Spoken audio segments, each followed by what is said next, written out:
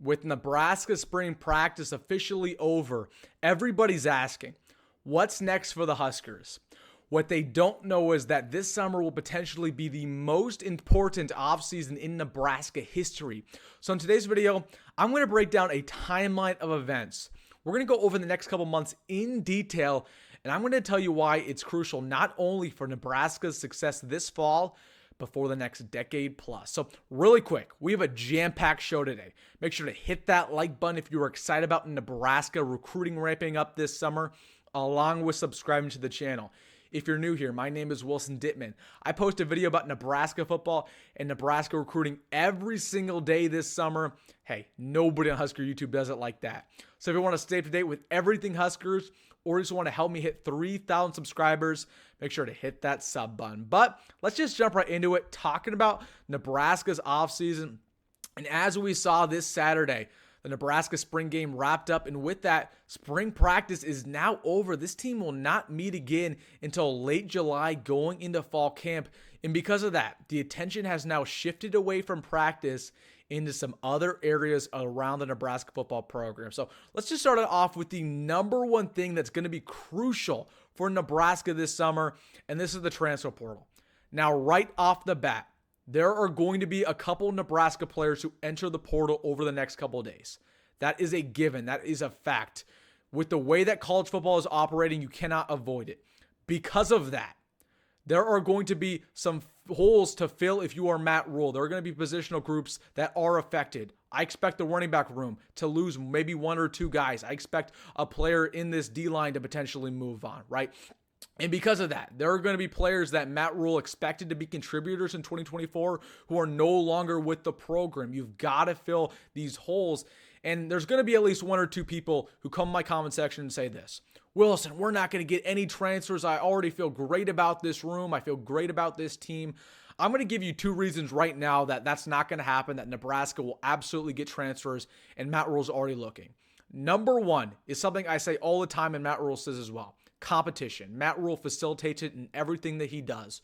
Regardless if he feels good or bad about a positional group, he's going to continue to add talent.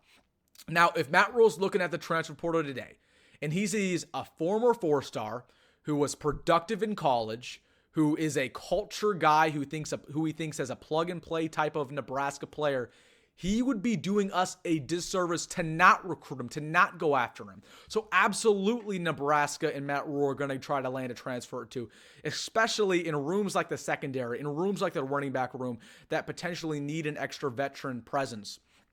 So the number two reason why Nebraska is going to land a guy is because we were 5-7 last year.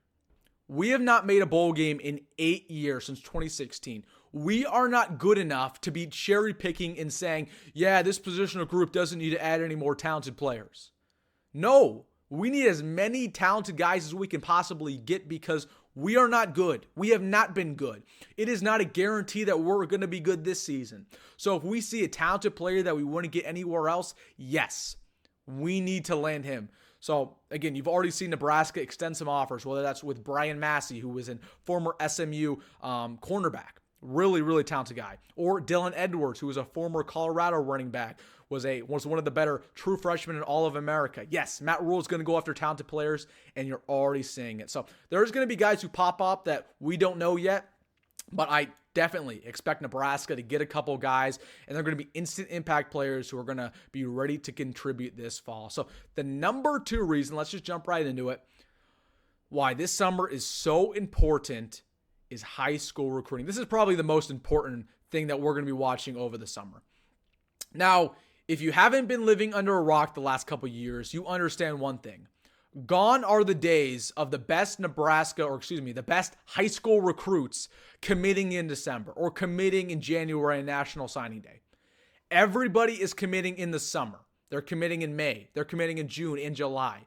Okay, at the end of July, when we're looking at the recruiting rankings and we're looking over the top 200 players, 90% of the guys have already committed because they're going on official visits during this time. They're trying to lock down their spot with the new age of the transfer portal, everybody has got to fill their spot and fill their spot quick. So Nebraska, over the next couple months, they're going to land probably 10, 15 commits, and they've got to be selective. This is not going to be a super big class for Nebraska. You're already way over the cap when it comes to scholarship players. You got 30 total commits last time. I expect Nebraska to get around 20, maybe 22, 23 commits. You're going to be a little bit more selective. And as we've already seen, Nebraska's going after some big names. Of course, some of the guys who were big and on my big board, talking about Christian Jones, 4-star, number 1 player in Nebraska.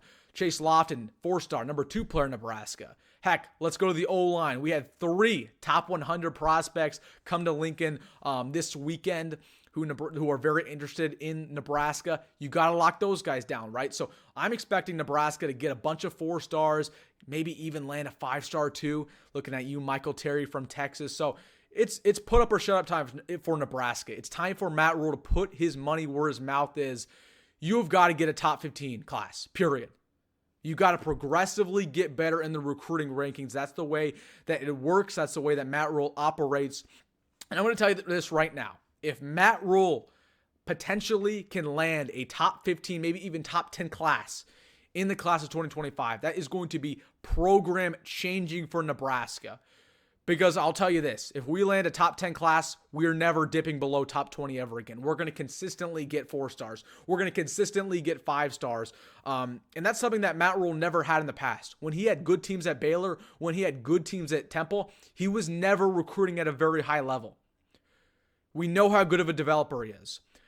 Combine that great development with elite recruiting, you know what that means? That means 10, 11, 12 wins a season. That means you're a top 10 team in the country. So that's why it's important for Nebraska to lock down 4-stars. And that all happens over the next couple months. So that's going to be the main focus. Everybody goes on official visits in June, May, July. So definitely watch out for that.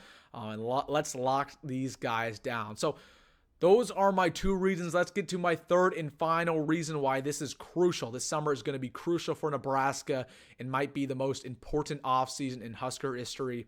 And this is the game planning aspect of it. For the first time, Matt Rhule will dive into game planning for some of our opponents, whether that's UTEP, first game of the season, whether that's Colorado, heck, whether that's the later games. We're looking over Iowa film. We're looking over Ohio State film.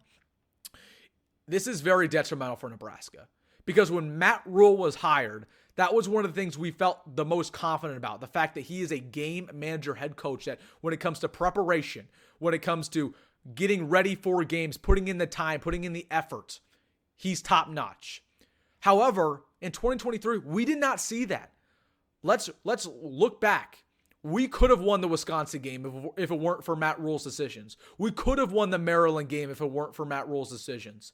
If he benched Harburg sooner for Chubba Purdy, we might have won more games as well. So honestly, Matt Rhule might have been one of the reasons why we did not make a bowl game last year. He did not live up to the title of being a great great game manager head coach.